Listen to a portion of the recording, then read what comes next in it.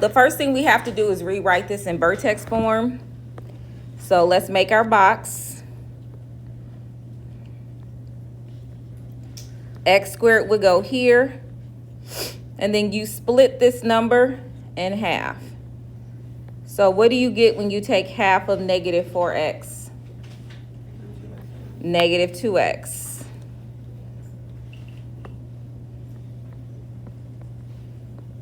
And then C goes on the outside. Okay, what is the number that we need to use to complete the square? Because it's incomplete. Positive 4. So we're going to put a positive 4 here and a negative 4 here. When this factors, you have x minus 2, x minus 2. So vertex form would be y equals x minus 2 squared minus 7.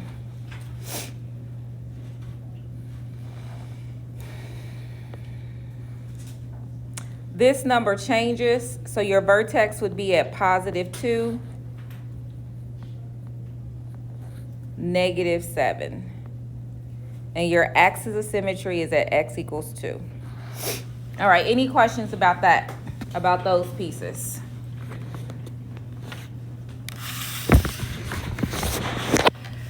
Okay, I ain't gonna say nothing. Okay. All right, so let's put our vertex in the middle. So we got our 2, negative 7 here. Then you're gonna look at the number line, pick the 2 numbers on the left and the 2 numbers on the right.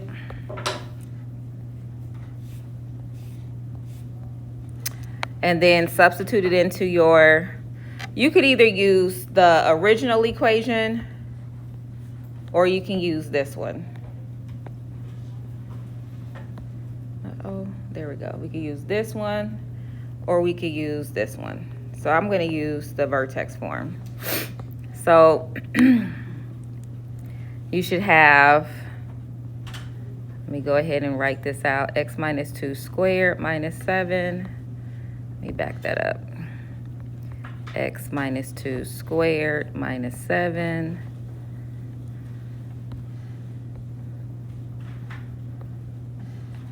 Minus 2 squared minus 7. Minus 2 squared minus 7. So go ahead and use your calculator. Type those in to get those 4 numbers.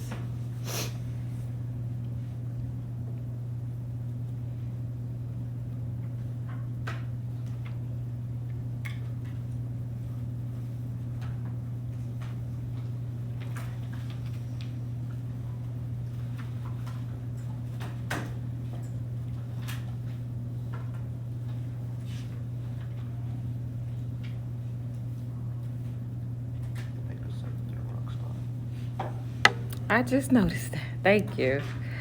I was like, that don't look right. Yeah, I put my negative 7 in the wrong spot. There we go.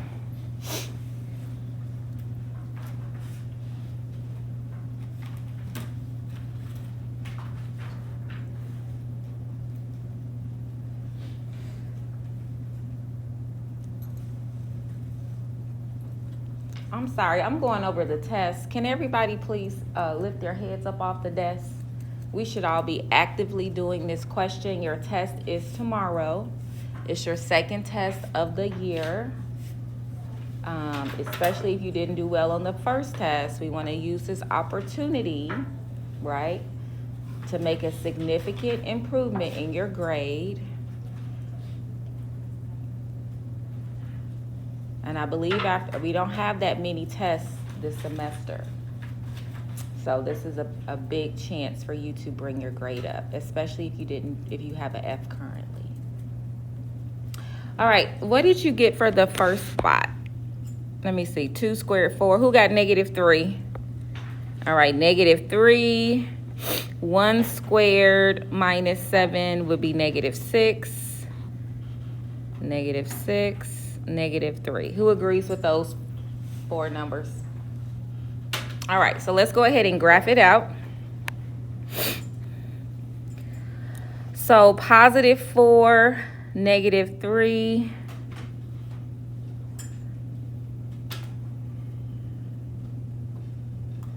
And then positive 3, negative 6, positive 2, negative 7, and then we come back up. So it should look something like this.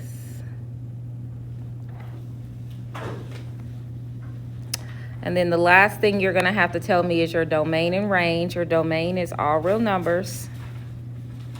That's a little bitty line. And your range is y is greater than or equal to, let me zoom in. That would be whatever this is right here, which is your vertex. And in your vertex, what's the y value of your vertex? Negative 7.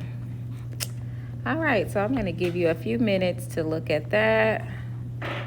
And then we're gonna finish this on out. We only got a couple more questions to work through today. Any questions?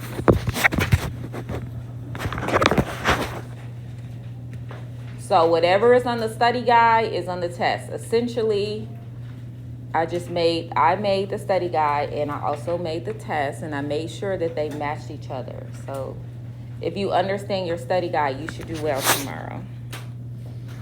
Okay, so now let's go ahead and look at number 6. So for question 75, first thing you want to do, because it's negative, is take out that negative. 75 is not one of the numbers. It's not a perfect square, so let's go ahead and start making our cake. 5 goes into 75 how many times? What'd you say, LaShawn? 15. And then 5 can go into 15 3 times. And then 3, oops, let me move this over. 3 goes into 3 1 time.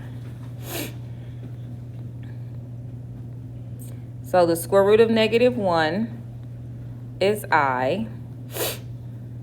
And then I have a pair of 5s that can come out.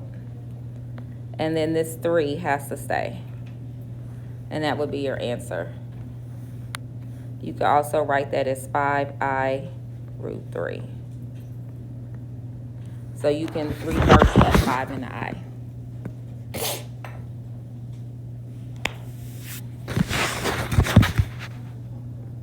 $48, it doesn't have an I in there, so you would just make your cake.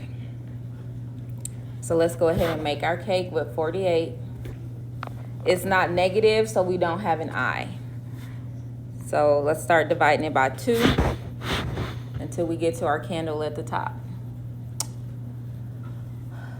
So 2 goes into 48 24 times. 2 goes into 24 12 times. 2 goes into 6 3 times. And 3 goes into 3 1 time. So I have a pair of 2s. I have another pair of 2s. And I have a 3 that's by itself that has to stay. And when you multiply this together, you get 4 root 3.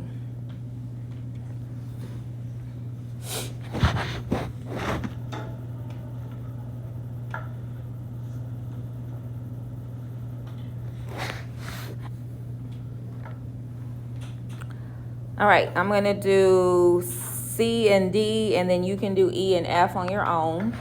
For question C, because it's addition, we just combine our like terms.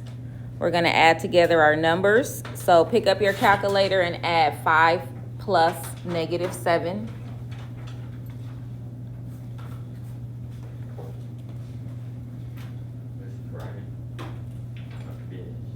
Just put it in the red tray.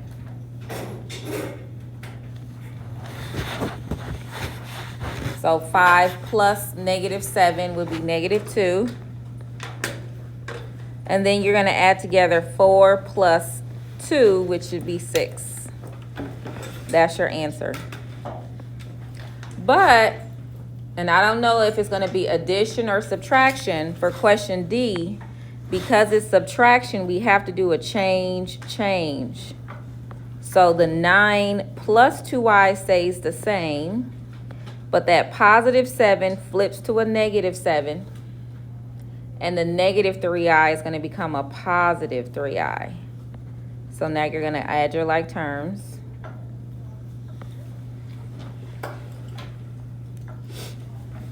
Add together 9 and negative 7.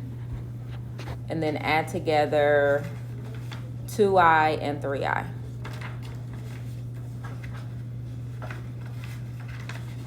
The answer key will be on Canvas so you can check yours so that you do well tomorrow on the test. And then I'm also recording this class. It'll be posted. So you should get 9 and negative 7, which would be 2. And then 2 plus 3i is 5i. All right, any questions about C and D?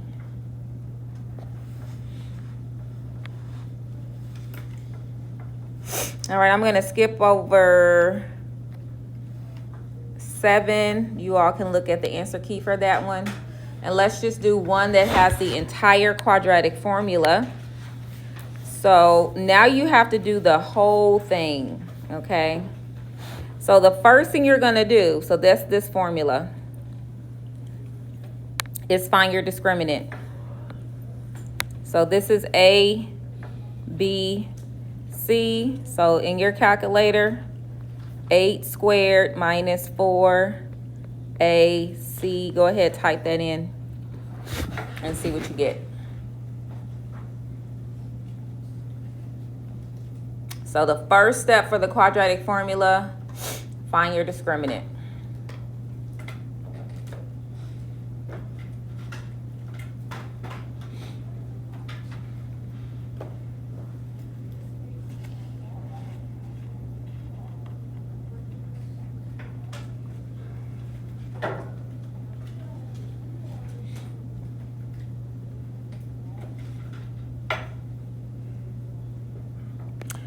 What you all get?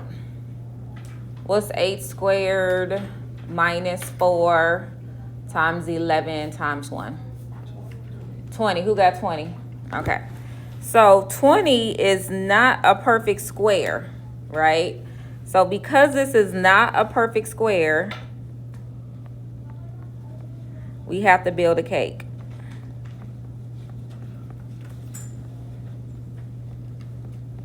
So let's build our cake.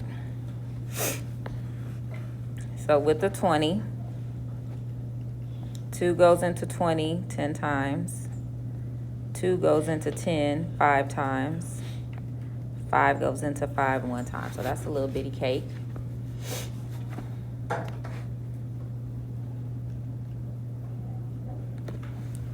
So we have a pair of 2s and a 5 that has to stay.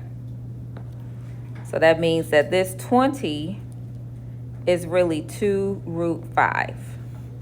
And that's what we're going to put in our calculator. In our formula.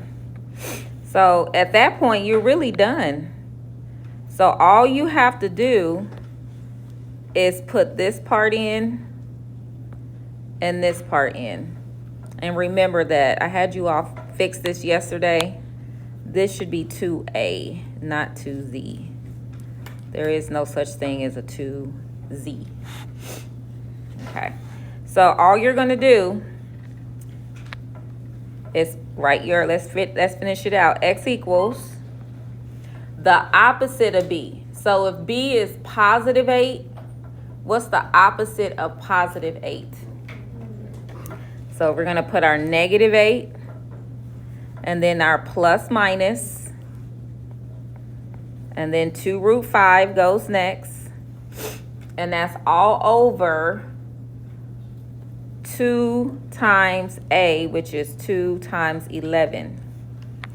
So when we simplify this, it would be X equals the opposite of 8 plus or minus 2 root 5 over 22. And that would be your final answer. All right, go ahead and use this time to do the last two.